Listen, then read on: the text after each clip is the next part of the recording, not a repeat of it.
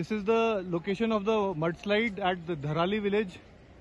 Around 13:45, a major mudslide had come in the Kheergad Nala in this particular village. The complete mid portion of the village has got swept out and the road has got blocked. The villagers on both sides have been evacuated by the army column which reached on the ground.